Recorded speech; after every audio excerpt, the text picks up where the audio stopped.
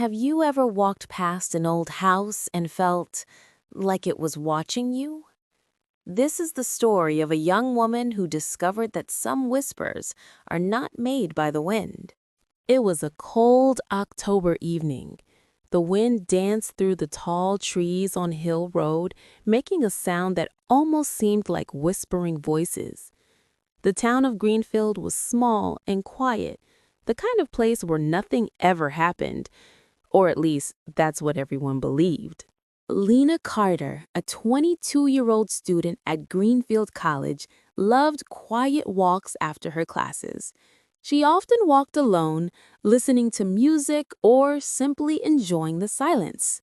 That evening, though, she took a path she had never taken before, a narrow road that climbed up the hill, hidden between the trees. After 15 minutes, she saw it, a large, old house standing behind a rusty gate. The sign near it said, Whitmore Residence, 1892. The place looked abandoned, broken windows, faded paint, and an empty garden filled with weeds. Yet something about it drew her closer. She could hear the faint creak of a door moving slowly in the wind. Lena stopped. Her heart beat faster. It was just an old building, nothing more. Still, she felt that strange curiosity that always gets people into trouble in stories like this. She opened the gate and walked toward the door. Inside, the air smelled of dust and wood. Sunlight entered through the cracks, creating long, ghostly shadows. The floor creaked under her steps. Old paintings hung on the walls, men and women in black clothes, all looking serious. One picture was of a little girl holding a white doll. Lena smiled softly. Then she heard it. A whisper. Very soft, almost like the wind, but not quite. Lena! Her body froze. She turned quickly, but there was no one there. The house was silent again. She laughed nervously. Okay, I'm just hearing things, she whispered to herself.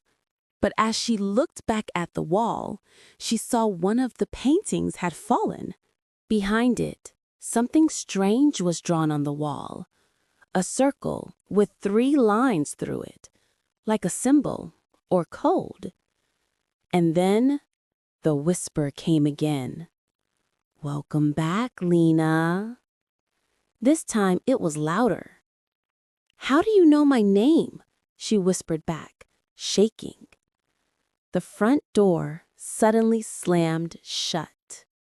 Lena tried to open the door, but it wouldn't move. She looked around, trying to calm herself. Maybe the wind did it, she said, though she didn't believe her own words.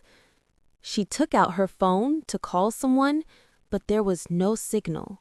A low sound came from upstairs, like footsteps. Hello? She called. No answer. Slowly, she walked up the dusty stairs. Each step creaked loudly. When she reached the top, she saw a long hallway with 5 doors. One of them was slightly open. She pushed it. Inside was a child's room. There was an old wooden bed, a broken mirror, and toys covered in dust. The air smelled old, like something that hadn't been touched in years. Lena picked up a small book on the floor. It was a diary. The first page said, My name is Clara Whitmore. I am 8 years old. Mommy says I can't go outside because of the voices. Lena's heart raced. She turned the page. The voices come at night. They tell me secrets. They say, We are not alone in the house. A cold wind blew through the window, and the pages turned quickly on their own. Lena dropped the diary. She heard a whisper near her ear. Close, too close. You found me. She screamed and ran downstairs. Back in the living room, she tried the door again, still locked. Then she noticed a photo on a small table.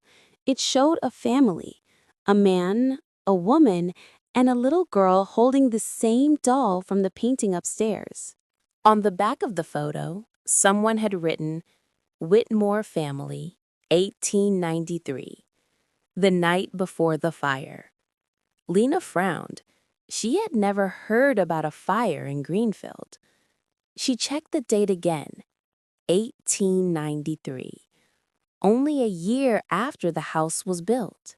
She took a step back and something cracked under her shoe, a piece of burned wood. Then she realized parts of the floor were black, as if burned long ago.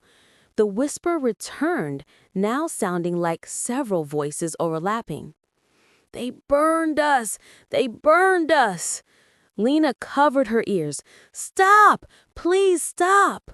But the voices grew louder. Suddenly, the old radio in the corner turned on by itself. Static filled the room. Then a voice. This is Greenfield News, October 20th, 1893. The Whitmore house has burned to the ground. 3 people confirmed dead. Lena dropped to her knees. The whisper became a cry. You shouldn't be here, Lena.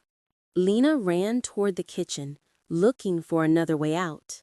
There was a back door, but it was blocked by wooden boards. On the wall, there was a newspaper clipping. She read it quickly. Fire destroys Whitmore home. Family trapped inside. Only one survivor, a young girl, was found unconscious near the road. Lena's hands began to shake. The name under the picture of the survivor read Clara Whitmore, and below it her date of birth, October 15th, 1901, Lena's birthday. She stared at it for a long moment. No, that can't be. Then she heard the little girl's voice again. I waited for you, sister. You left me in the fire. Lena's heart pounded. Images flashed in her mind. Smoke, fire, screams. For a second, she saw herself holding someone's hand, a small hand, before letting go. Could it be? Was she somehow connected to this place? The whispers turned into cries. The walls seemed to move, breathing in and out. You came back to remember. Lena ran to the stairs trying to escape, but the house was changing. The air grew hotter and smoke began to rise from the floor. She coughed. The voices screamed, It's happening again! Flames appeared near the walls, spreading fast. Lena rushed to the door and pulled with all her strength. It didn't open. She screamed, Let me out! Then the door opened by itself.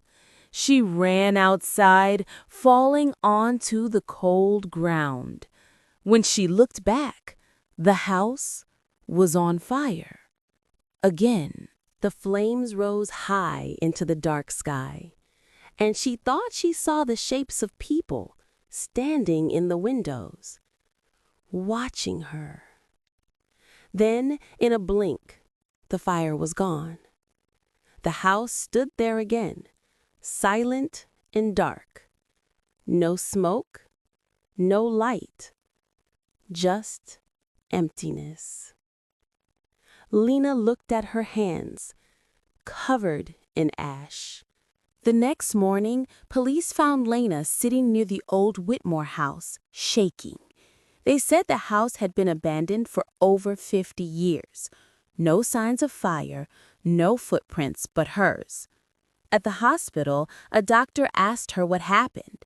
She told them about the whispers, the diary, and the fire. The doctor smiled gently and said, "There's no record of any Whitmore family in Greenfield. That house was never finished. It was left empty since the early 1900s. Lena frowned. "But I saw the photos, the diary." He shook his head. "There's nothing inside that house, Miss Carter. Just dust and broken furniture." Weeks later, Lena returned home. She tried to forget, but sometimes late at night, she heard the same whisper in her dreams. "Welcome back, Lena." And every time she looked in the mirror, she swore she saw another face beside her. A little girl with sad eyes and a burned white doll. Maybe the Whitmore house was never haunted. Maybe it was a memory, a forgotten story repeating itself through time. Sometimes the scariest things are not ghosts, but the truths we've tried to forget.